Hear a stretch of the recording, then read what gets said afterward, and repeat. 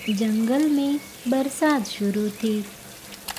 रानी चिड़िया अपने बेटे कुकू के साथ घर में सहमी हुई बैठी थी। आज रानी चिड़िया पर बहुत बड़ी परीक्षा आ पड़ी थी। रात भी काफ़ी गहरी हो चुकी थी और उसके बेटे को तेज बुखार था। मेरे बच्चे, तुम्हारा शरीर तो जल रहा है। मैंने कहा था ना तुम्हें मेरे बच्चे, बाहर बहुत ठंड है, लेकिन मेरे कहने पर भी तुम बारिश में खेलते ही रहे। शायद तुम्हें ठंड लग गई है मेरे बच्चे। माँ, मैं फिर ऐसा नहीं करूँगा।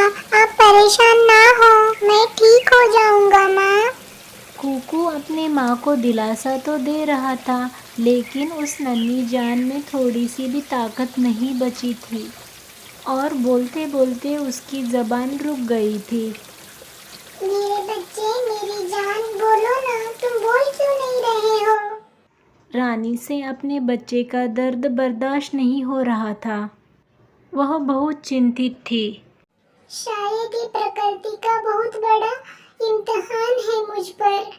मैंने कभी किसी का बुरा नहीं किया है, हमेशा दूसरों का भला ही किया है। ऐसी बारिश में अपने बच्चे को अकेला छोड़कर कहीं जा सकती हूँ और ना ही अपने बच्चे को अपने आंखों के सामने मरता हुआ देख सकती हूँ। वह अपने बेबसी पर ऐसे आहे भर ही रही थी कि तभी उसके दरवाजे पर जोर जोर से दस्तक होती है और रानी चिड़िया सहमी हुई आवाज़ से पूछती है, कौन कौन है? मैं कौवा हूँ। मैं एक परदेसी हूँ। मैं दूसरे जंगल जा रहा था और रास्ता भूल चुका हूँ। रात गहरी हो चुकी है, ऊपर से ये बारिश। मेरी मदद करो, मुझे अपने घर में आश्रय दो। चिड़िया दुख के मारे दरवाज़ा खोल देती है और कौवा अंदर आ जाता है। आपका बहुत बहुत धन्यवाद। मैं बहुत परेशान था। 100 बार सोचा तुम्हारे घर पर दस्तक देने से पहले, लेकिन मैं बहुत मजबूर था। सुबह से भटक रहा हूँ और ऊपर से ये बारिश। मैंने सुबह से कुछ नहीं खाया। आपका ये एहसान मैं जिंदगी भर याद रखूंगा। फिर रानी चिड़िया कौवे को कुछ गेहूं के दाने दे देती है। उसे कौवा ऐसे खा रहा था जैसे वो सदियों से भूखा था। माँ, माँ, मुझे बहुत घबराहट हो रही है। मैं तुम्हारे पास ही हूँ मेरे बच्चे। तुम सिर्फ हौसला रखना, हौसला मत छोड़ना मेरे बच्चे। तुम्हें कुछ नहीं होगा मेरे बच्चे। ऐसा कहकर चिड़िया रोने लगती है। चिड़िया, क्या हुआ है बच्चे को? और ये रो क्यों रही हो तुम? और ये घबराहट क्यों हो रही है इस बच्चे को? मेरे बच्चे को बुखार है, शरीर जल रहा है मेरे बच्चे का। कब से? आज शाम से ही। क्या तुम्हारे जंगल में कोई पक्षी नहीं है जो पक्षियों को दवा दे सके? जंगल की दूसरी तरफ मोर रहता है। तमाम पक्षी उसी के पास जाते हैं जब वे बीमार होते हैं। तो फिर तुम गई थी? नहीं, मैं कैसे अपने बच्चे को अकेला छोड़कर जा सकती हूँ? ऊपर से रात भी इतनी गहरी हो चुकी है। मैं सिर्फ भगवान से यही प्रार्थना करती हूँ कि मेरे बच्चे को कुछ ना हो, भले मेरी ही जान क्यों ना चली जाए। आपने ऐसी रात में मेरी मदद की, मुझे खाना दिया। मैं आपकी मदद जरूर करूंगा। आप अपने बच्चे के पास ही रहे। मुझे थोड़ा सा रास्ता बता दीजिए, मैं जाऊंगा उस मोर के पास। बाहर बारिश है, तुम कैसे जाओगे? कोई बात नहीं, मैं भूख से मर रहा था। अब मुझ में इतनी शक्ति है कि मैं इस बारिश में उड़ सकूं। बस आप समय जाया न करें, मुझे रास्ता बताएं। और फिर चिड़िया कौवे को मोर के घर का पता बता देती है और फिर कौवा रानू चिड़िया की मदद करने के लिए मोर के घर की तरफ चला जाता है। बारिश तेज थी, लेकिन कौवा उड़ता रहा। सारा जंगल सुमसाम था।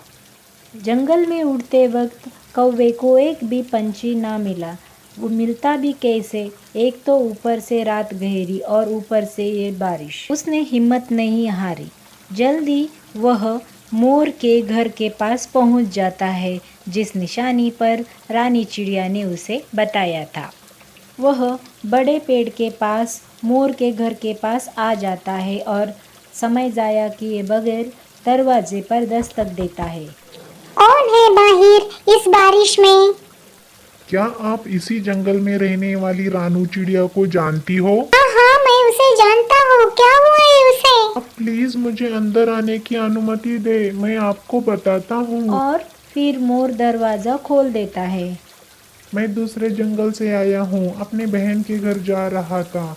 रास्ते में मुझे उस चिड़िया का घर मिला। उसने मुझ पर बहुत दया की और मुझे खाना दिया। उसके बेटे को बहुत तेज बुखार है, अकेली थी। वो बेटे को छोड़ के भी नहीं आ सकती है, वो बहुत परेशान है। उसने मेरी मदद की, मुझसे उसकी ये हालत देखी नहीं जाती, इसलिए मैंने अपनी जान की फिक्र ना करते हुए यहाँ आया हूँ।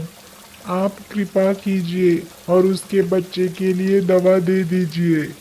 हाँ हाँ, ये काम तो हम पूर्वजों से करते आ रहे हैं, लेकिन बारिशों की वजह से मैं बाहर नहीं गया कुछ दिनों से। मेरे पास बुखार में देने वाले जड़ी बूटियों के पत्ते नहीं हैं अभी। मैं तो परदेसी हूँ, लेकिन रानी चिड़िया तो आप ही के जंगल की वासी है, उस पर दया करें। एक माँ की मुसीबत को समझने की कोशिश करें। कोई ना कोई उपाय होगा आपके पास। रानू को तो मैं बहुत सालों से जानता हूँ, वो हर किसी की मदद करता है। अगर उसकी जगह कोई और होता तो शायद मैं उसकी मदद ना करता। लेकिन चलो तुम मेरे साथ, हमें पहाड़ों की तरफ जाना होगा। हाँ हाँ, चलो चलो। फिर ऐसे कौवा और मोर अपना सफर पहाड़ों की तरफ शुरू कर देते हैं। बारिश थी कि रुकने का नाम ही नहीं ले रही थी, लेकिन मोर और कौवा बारिश की फिक्र ना करते हुए उड़ते ही जा रहे थे। जल्द ही वह पहाड़ों पर पहुंच जाते हैं। वह पहाड़ों से बुखार दूर करने वाली जड़ी बूटी ले लेते हैं और वापसी का सफर शुरू कर देते हैं। दूसरी तरफ रानू चिड़िया का रो रो कर बुरा हाल हो रहा था, क्योंकि अब उसका बेटा बुखार तेज होने के कारण बेहोश हो जाता है। लगता है कौवा मुझसे झूठ बोलकर चला गया है। मुझे ऐसे किसी भी अजनबी पर विश्वास नहीं करना चाहिए था। अगर मेरे बेटे को कुछ हो गया तो मैं खुद को कभी माफ नहीं कर पाऊंगी। वो ऐसे खुद से बातें कर रही होती है कि तभी कौवा और मोर वहाँ पर आ जाते हैं। कौवे भैया, आपने बहुत देर कर दी आने में।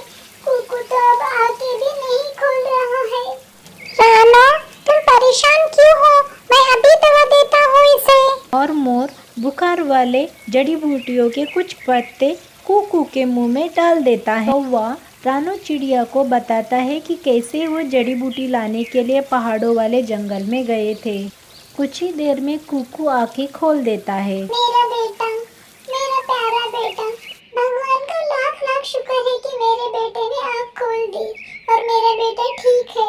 रानू बहन, तुम्हें कौवे को धन्यवाद कहना चाहिए। अगर आज ये ना होता तो क्या होता? और ऐसे मोर रानी चिड़िया को सारी बात बताता है। आपका बहुत बहुत धन्यवाद। मैं आपका एहसान कभी नहीं उतार सकती। नहीं नहीं रानू चिड़िया, मैं आपका एहसानमंद हूँ कि आपने ऐसी तूफानी रात में मुझे सहारा दिया। और फिर सुबह हो जाती है और बारिश भी रुक जाती है। वह सुबह बहुत सुंदर थी। हर तरफ पंछी चहचहा रहे थे और कुकू भी खेल रहा था, जिसे देख रानू चिड़िया बहुत खुश थी। इस कहानी से हमें यह सीख मिलती है कि नेकी कभी ज़ाया नहीं जाती, कभी न कभी हमें उसका फल ज़रूर मिलता है। प्यारे दोस्तों, कहानी अच्छी लगी हो तो ज़रूर लाइक, शेयर और सब्सक्राइब कर देना। धन्यवाद।